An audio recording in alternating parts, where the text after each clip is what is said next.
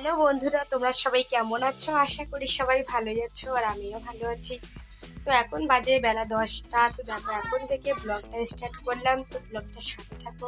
আর আজকের ব্লগটা আমি 10টার পর থেকেই স্টার্ট করলাম। সকালের খাওয়া দাওয়া, পুজো পানি সব কিছু কাজ করে নিয়েছি আর এখন করছি দুপুরে রান্নার জোগাড়। আর দুপুরে না রান্না করব, ঘরে এক ফোঁটাও জল নেই, তো তার জন্য দেখো আমি ফিল্টারে করে জল তুলছি, আবার ড্রামে করে ভরে নিচ্ছি।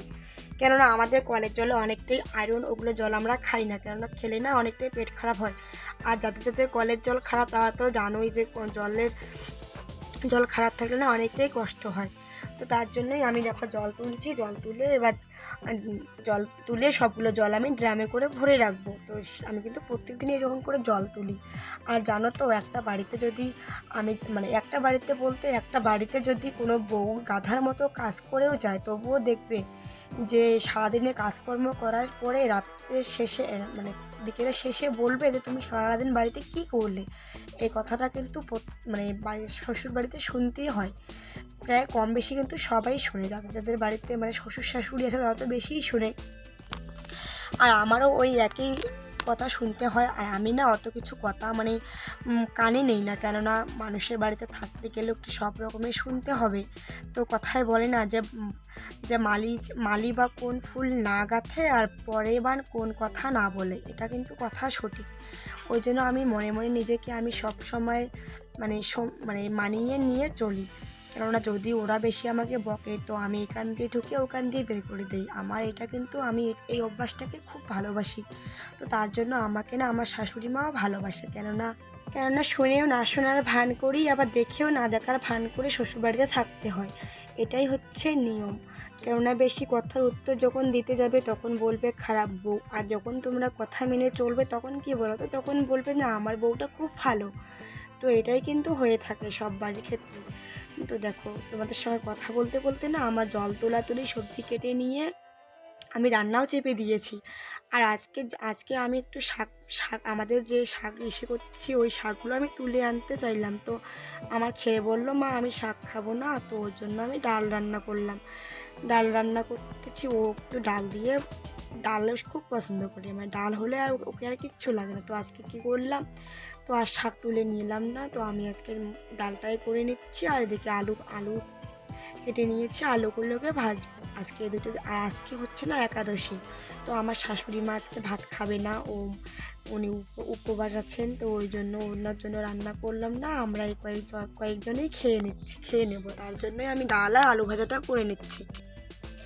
আর হ্যাঁ বন্ধুরা, তোমরা তো জানো আমি ভিডিও করি, তো আমি এতদিন কিন্তু শর্ট ভিডিও করেছিলাম। তো শর্ট ভিডিও দিয়ে আমি এখনও কোনো কিছু সফলতা পাইনি, তো তার জন্য কিন্তু আমি ব্লগ ভিডিও করি। আর আমার না ব্লগ ভিডিও করতে গেলে আমার শাশুড়ি মায়ের অনেক কথা শুনেই ব্লগ করতে হয়। আর জানি না আমার শাশুড়ি মা কী বলে জানো, যে তুমি এতদিন থেকে ভিডিও করছো, তুমি আর আমরা যেহেতু গ্রামে থাকি, তো আমাদের এদিকে কেউ ভিডিও করে না, একমাত্র আমি কিন্তু ভিডিও করি। তো তার জন্য গ্রামে সবাই বলে যে ওর বউ ভিডিও করে সবাই বলে। আর আমার শাশুড়ি মা এসে বলে তুমি যে ভিডিও করছো সবাই বলতেছে আর তোমার কোনো সফলতা আসছে না, তুমি এই ভিডিও বন্ধ করে দাও, আমাকে কিন্তু ওই রকম করে বলে। তো আমার শাশুড়ি মাকে বলি মা আমি দেখো আমি খুশি থাকতে আনন্দ থাকতেই ভালোবাসি, আর আমাকে তুমি আনন্দ থাকতে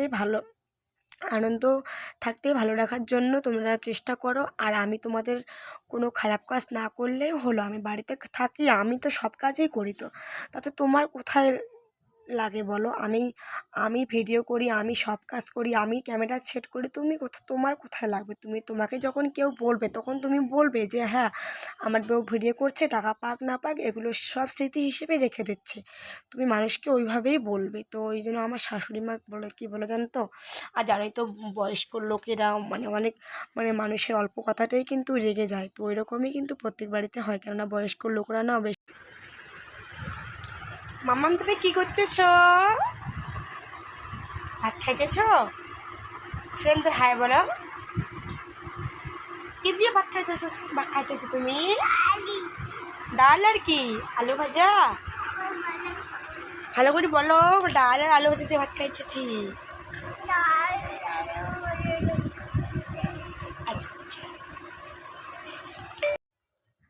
আচ্ছা তো তারপর দেখো ও যেহেতু বিছানায় বসে ভাত খাইলো, তো দেখো তারপরে বিছানায় অনেক ভাত ফেলিয়েছে। তো তারপর আমি বিছানাটাকে ভালো করে ঝেড়ে নিলাম। আর ঝেড়ে নিয়ে এদিকে আমার দেখো বিয়ের ওড়না, তো আমার বিয়ের ওড়না না আমার মেয়েটা শোকেস থেকে বের করে ও শাড়ির মতো করে পরে পরে মানে জানো তো মেয়ে মানুষ কীরকম, মানে যদি কোথাও জিনিস একটা দেখে তো ওর নাকি ওটাই লাগবে। তো দেখো আমি ওই জন্য ওড়নাটাকে ও পরিয়ে বেড়াচ্ছিলো, তো মাটি ভরেছে, তো ওই জন্য আমি ওড়নাটাকে ভালো করে ধুয়ে নিয়েছি। আর আমি এদিকে ভিডিও বানাচ্ছিলাম, আমি জামা পরেছি জন্য ও মানে ওর একটা চুড়িদারের মতো জামা আছে, মানে শোকেসের মধ্যে রেখেছিলাম, তো ওই জামাটাকে ও জেদ করে বের করে নিয়ে ও পরে আমার সঙ্গে ভিডিও করেছিল।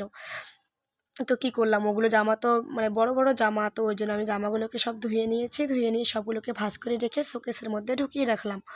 আর রাখার পরে আর মেজের মধ্যে অনেকগুলো মানে ভাত ফেলেছে, তো ভাতগুলো ছেড়ে মানে ঝাড় দিয়ে তুলে নিয়েছি। আর মেজোটা কীরকম হয়েছে, তো তার জন্য কিন্তু আমি মেজোটাকে ঝেড়ে নিচ্ছি।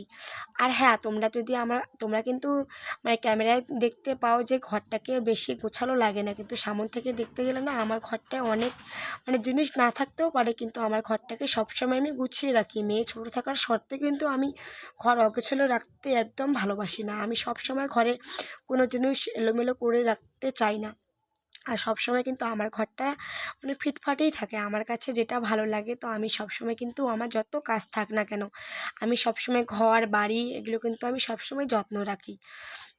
তো তারপর দেখো আমি না সেলাই করতে বসলাম, কেননা আমার একটা দেওর আর আমার একটা ভাস্তি অনেকগুলো জামা কাপড় দিয়ে গেছে, আর তার সঙ্গে কিন্তু আমারও জামা কাপড় মানে অনেকগুলো ছিঁড়ে গেছে, তো তার জন্য ওগুলো সেলাই করতে বসলাম।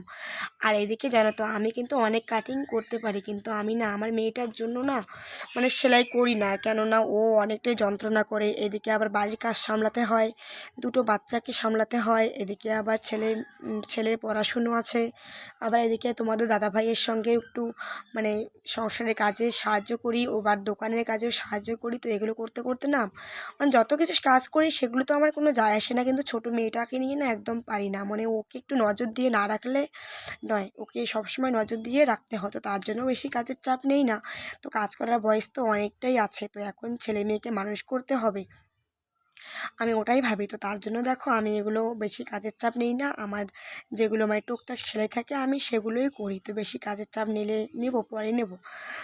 তো দেখো আমি এখন সেলাই করতেছি, আর ওদের প্যান্টগুলো সেলাই করা হয়ে গেল। আবার ওইদিকে বিছানার মধ্যে কিন্তু অনেকগুলো জামা কাপড়ও রয়েছে, ওগুলো কিন্তু সবগুলো সেলাই করবো। আর যতটা তোমরা কাজগুলো দেখছো যে তাড়াতাড়ি করে হচ্ছে, ততটা কিন্তু তাড়াতাড়ি করে কাজগুলো হচ্ছে না, কাজগুলো করতে কিন্তু অনেকটাই দেরি হয়ে যায়। আর অফ ক্যামেরার মধ্যে কিন্তু অনেকগুলো কাজ করতে হয়, তোমাদেরকে তো সব কাজ দেখাতে পারি না।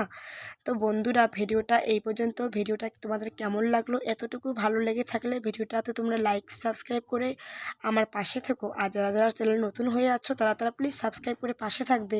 ততক্ষণ তোমরা সুস্থ থেকো, ভালো থেকো, tata, bye bye, all the best, love you.